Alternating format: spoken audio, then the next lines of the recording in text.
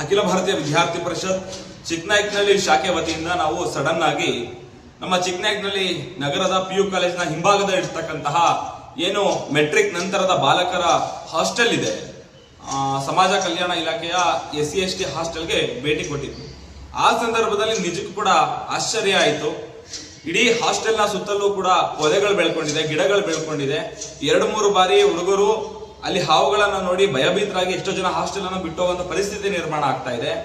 ಮತ್ತೆ ಹಾಸ್ಟೆಲ್ನ ಏನು ಶೌಚಾಲಯಗಳಲ್ಲಿ ನೀರು ನಿಲ್ದಂಗೆ ಕಂಟ್ರೋಲ್ ಆಗದಲ್ಲೇ ಹೋಗ್ತಾನೆ ಇದೆ, ಫ್ಲೋ ಆಗ್ತಾನೆ ಇದೆ.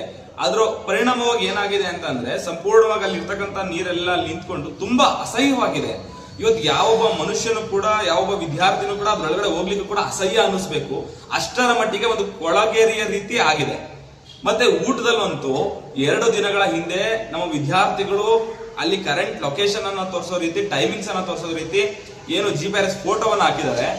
ಊಟದಲ್ಲಿ ಇವತ್ತು ಹುಳ ಸಿಗ್ತಾ ಇದೆ ಅಂದ್ರೆ ಯೋಚನೆ ಮಾಡಿ ನಮ್ಮ ತಾಲೂಕಿನಲ್ಲಿ ಇರ್ತಕ್ಕಂತಹ ಹಾಸ್ಟೆಲ್ಗಳ ಪರಿಸ್ಥಿತಿ ಏನಾಗ್ತಾ ಇದೆ ಅಂತ.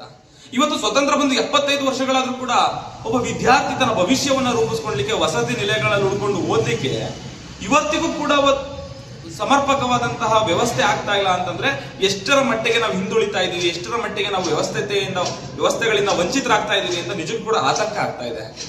ಇವತ್ತು ಯಾವ ಒಂದು ಕ್ಷೇತ್ರಕ್ಕೆ ಅತ್ಯಂತ ಮೊದಲ ಆದ್ಯತೆಯನ್ನ ನೀಡಬೇಕಾಗಿತ್ತು, ಇಂಥ ಕ್ಷೇತ್ರಕ್ಕೆ ಇಷ್ಟು ತಾತ್ಸಾರ, ಇಷ್ಟು ಕಡಗಡನೆ ಯಾಕೆ?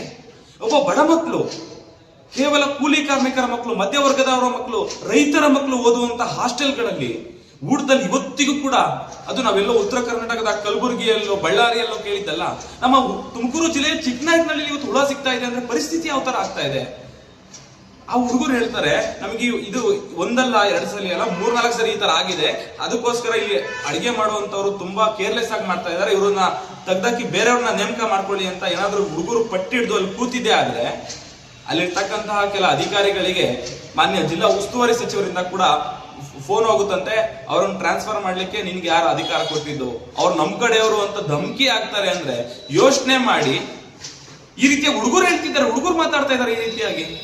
ಅಂದ್ರೆ ಇವತ್ತು ರಾಜಕೀಯ ವರ್ಗ ಅಂತಕ್ಕಂಥದ್ದು, ಅಧಿಕಾರ ವರ್ಗ ಅಂತಕ್ಕಂಥದ್ದು ಇಷ್ಟರ ಮಟ್ಟಿಗೆ ಒಬ್ಬ ಬಡ ವಿದ್ಯಾರ್ಥಿಯ ಹಕ್ಕನ್ನು ಕೂಡ ಪಡ್ಕೊಳ್ಲಿಕ್ಕೆ ಇವರ ಒಂದು ಏನು ಅಧಿಕಾರಶಾಹಿತ್ವವನ್ನ ತೋರಿಸ್ತಾರೆ ಅಂತಂದ್ರೆ ಎಲ್ಲಿ ಪ್ರಜಾಪ್ರಭುತ್ವ ಇದೆ, ಎಲ್ಲಿ ವಿದ್ಯಾರ್ಥಿಗಳಿಗೆ ಸಮಾನವಾದಂತಹ ನ್ಯಾಯ ಸಿಗ್ತಾ ಇದೆ?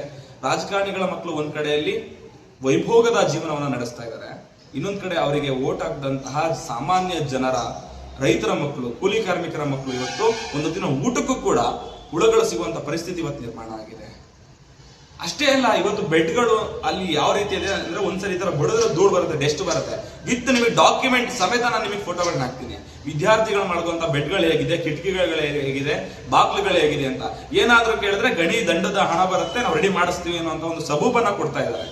ಅಂದ್ರೆ ಎಷ್ಟರ ಮಟ್ಟಿಗೆ ಒಂದು ತಾತ್ಸಾರದ ಮನೋಭಾವ, ಕೇರ್ಲೆಸ್ ಇವತ್ತು ಅಧಿಕಾರಿಗಳಲ್ಲಿ ಇದೆ ಅಂತಂದ್ರೆ ನಿಜಕ್ಕೂ ಕೂಡ ಬೇಸರ ಆಗ್ತಾ ಇದೆ. ಇನ್ನು 15 ದಿನಗಳ ಒಳಗಡೆ ವಿದ್ಯಾರ್ಥಿಗಳಿಗೆ ಬೇಕಾದಂತ ಮೂಲಭೂತ ಸೌಕರ್ಯಗಳನ್ನು ಒದಗಿಸಲಿಲ್ಲ ಅಂದ್ರೆ, ಇವತ್ತು ಶೌಚಾಲಯಗಳಲ್ಲಿ ಒಂದು ಒಳ್ಳೆ ಬಕೆಟ್ಗಳಿಲ್ಲ, ಒಂದು ಮಗ್ಗುಗಳಿಲ್ಲ, ಯಾವ ಪರಿಸ್ಥಿತಿಗೆ ಹೋಗ್ತಿದಾವೆ ಚಿಕ್ಕನಾಯಕನಹಳ್ಳಿ ತಾಲೂಕು ಹಾಸ್ಟೆಲ್ಗಳು?